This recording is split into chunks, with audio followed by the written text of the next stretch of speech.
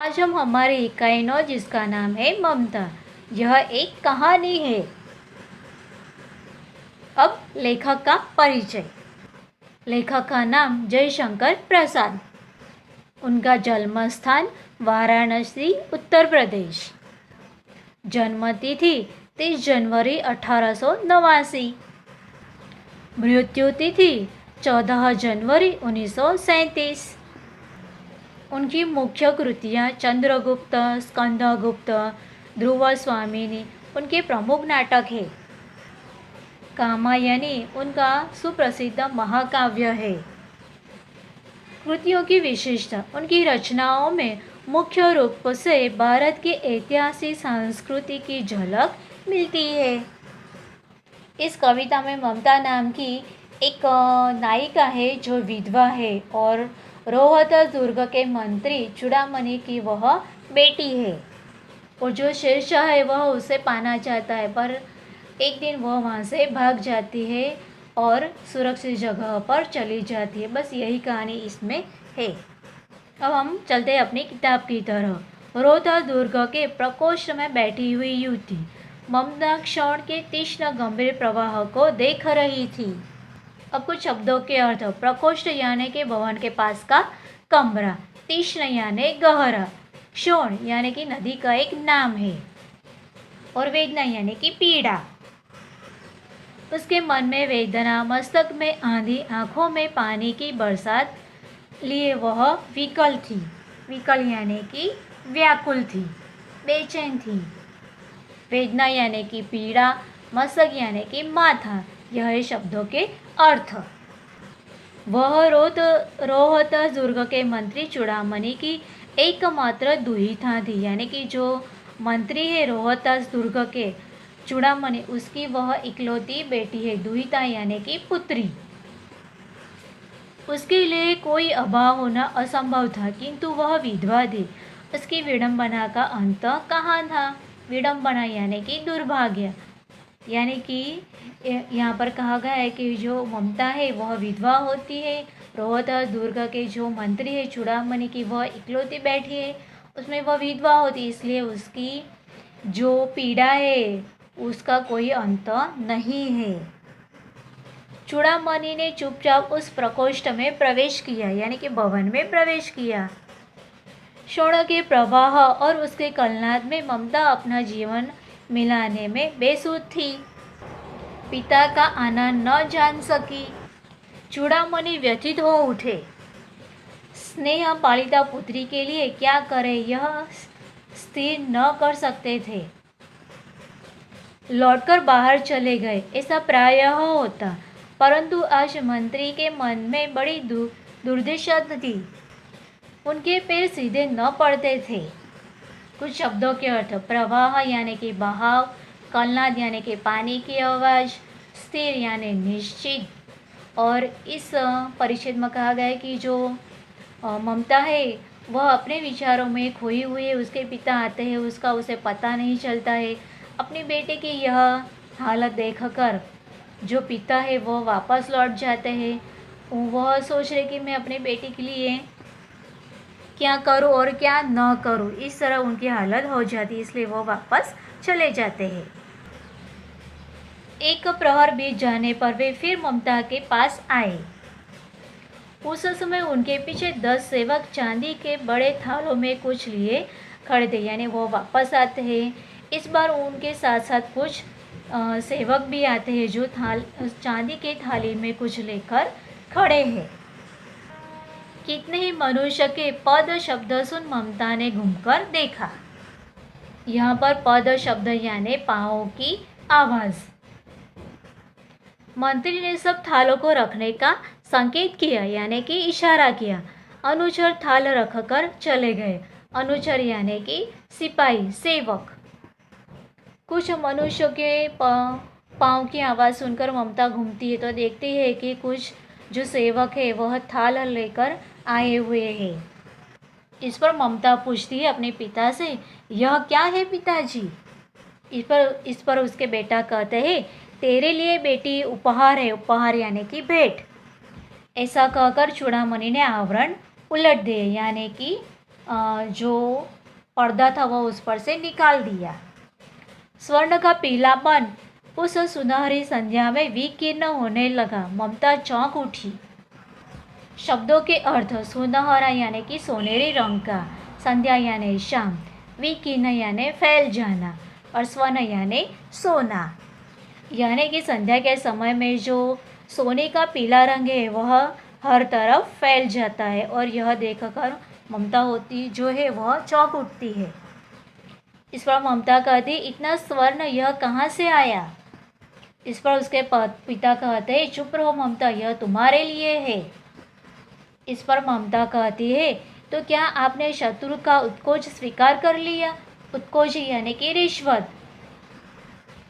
पिताजी यह अनर्थ है, अर्थ नहीं, यानी कि वह कहती है कि आपने जो दुश्मन है उसका प्रस्ताव स्वीकार कर लिया और यह सही बात नहीं है। इस पर ममता कहती है कि लौटा दीजिए पिताजी, हम लोग ब्राह्मण हैं, इतना सोना लेकर क्या करेंगे, यानी कि हम लोग ब्राह्मण हैं, हमें सोने की क्या ज़रूरत है।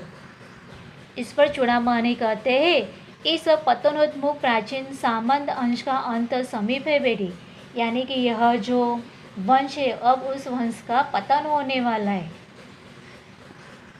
किसी भी दिन शेरशाह रोहतस दुर्ग पर अधिकार कर सकता है, यानी कि वह जो शेरशाह है वह हमारे इस किले पर कभी भी आक्रमण कर सकता है। उस दिन मंत्रित्व न रहेगा तब के लिए बेटी, यानी कि जब वह रोहतास दुर्ग पर चढ़ाई करेगा और उसके जीत जाने के बाद वह शायद मंत्री नहीं रहेंगे, इसलिए यह सारा है। इस पर ममता कहती है कि हे भगवान, विपद के लिए इतना आयोजन, परमपिता की इच्छा के विरुद्ध इतना साहस। पिताजी क्या भीख न मिलेगी? क्या कोई हमें 2 मुट्ठी अन्न न देगा? यह असंभव है, फेर दीजिए पिताजी, मैं कांप रही हूँ। इसकी चमक आंखों को अंधा बना रही है। इस परिषद में ममता कहती है कि अगर मंत्री पर चले जाने के बाद का यह सारा आयोजन है, इसलिए वह कहती है कि हमें यह सारा नहीं चाहिए, हम भीख मांग कर भी अपना पेट पाल सकते हैं, हमें कोई भी मुट्ठी भर अनाज देगा, इसलिए यह सारा ले जाइए, क्योंकि इसकी चमक हमें अंधा बना देगी। इस पर मंत्री कहते हैं, मूर्ख है, कहकर चूड़ामणि चले गए। दूसरे दिन जब डोलियों का तांता आ रहा था, मंत्री चूड़ामणि का हृदय धक धक करने लगा। वे अपने को रोक न सके। उन्होंने जाकर रोहतास दुर्ग के तोरण पर डोलियों का आवरण खुलवाना चाहा, यानी कि जो रोहतास दुर्ग का किला है उसके दरवाजे पर उन्होंने उन डोलियों को रुकवाया और कहा कि इसका पर्दा खुलवाओ। इस पर उन पठानों ने कहा कि यह महिलाओं का अपमान करना है। बात बढ़ गई, तलवारें खींची, मंत्री वहीं मारे गए। राजा रानी और कोच सब छली शेरशाह के हाथ पड़े निकल गई ममता, यानी जो मंत्री है उन्हें मार दिया जाता है और अंत में राजा रानी और जो कोच है वह शेरशाह के हाथ में लग जाते हैं और ममता जो होती है वह वहाँ से भाग निकलती है। डोली में भरे हुए पठान सैनिक दुर्ग में फैल गए, परंतु ममता न मिली, यानी वह ढूंढते हैं पर ममता उन्हें कहीं मिलती नहीं है। काशी के उत्तर में स्थित धर्मचक्र विहार मौर्य और गुप्त सम्राटों की कीर्ति का खंडहर था, यानी कि वह यह जगह है जहाँ पर ममता है वह झुपड़ी बांधकर यहाँ पर रहती है। खंडित शिखरों वाले भवन तृण गुल्मों से ढके हुए प्राचीन और ईंटों के ढेर में बिखरी हुई भारतीय शिल्प की विभूति ग्रीष्म की चंद्रिका में स्वयं को शीतल कर रही थी, यानी कि वह जगह है जो चंद्रगुप्त मौर्य के समय की थी, जहाँ गौतम का उपदेश ग्रहण करने के लिए पंचवर्गीय भिक्षु पहले यहाँ पर मिले हुए थे। इसी स्तूप के भग्नावशेष की मलिन छाया में एक झुपड़ी के दीपालोक में एक स्त्री पाठ कर रही थी। भग्नावशेष यानी कि खंडहर, दीपालोक यानी कि दीप जो दीपक होते हैं उसके प्रकाश में एक स्त्री कुछ पठन कर रही थी। अनयांशित यंतो मा ये जनः पर्युपासते। पाठ रुक गया। एक भीषण और हताश आकृति दीपक के मंद प्रकाश में सामने खड़ी थी। यानी कि कोई आता है जो दिया है उसके छोटे से यानी कि मंद प्रकाश में वह दिखाई दे रहा था। स्त्री उठी, उसने कपाट बंद करना चाहा, परंतु उस व्यक्ति ने कहा, माता मुझे आश्रय चाहिए। इस पर वह औरत कहते हैं कि तुम कौन हो?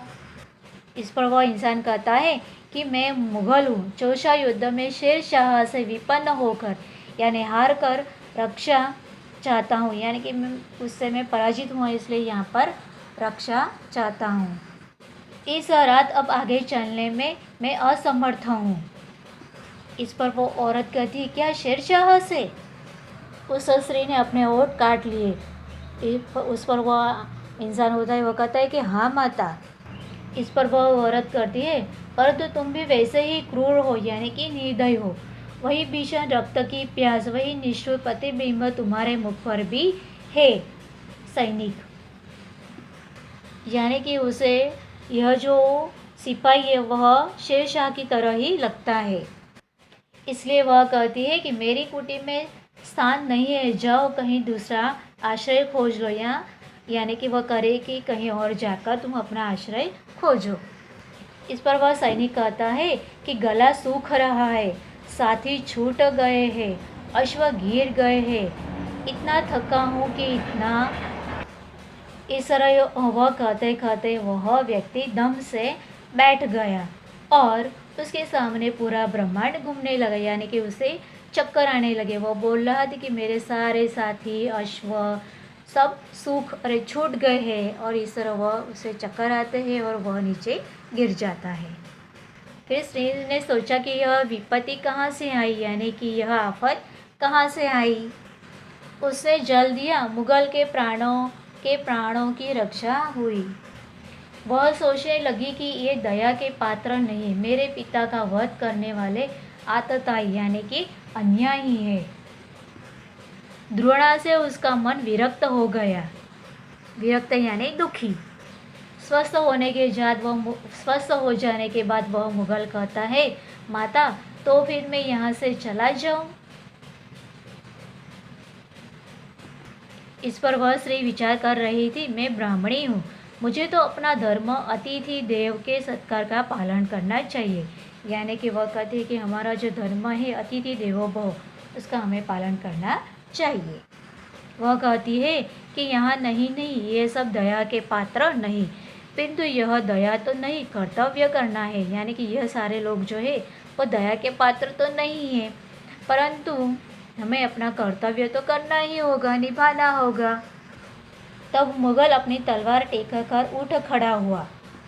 इस पर ममता कहती है कि क्या आश्चर्य है कि तुम भी छल न करो और ठहरो।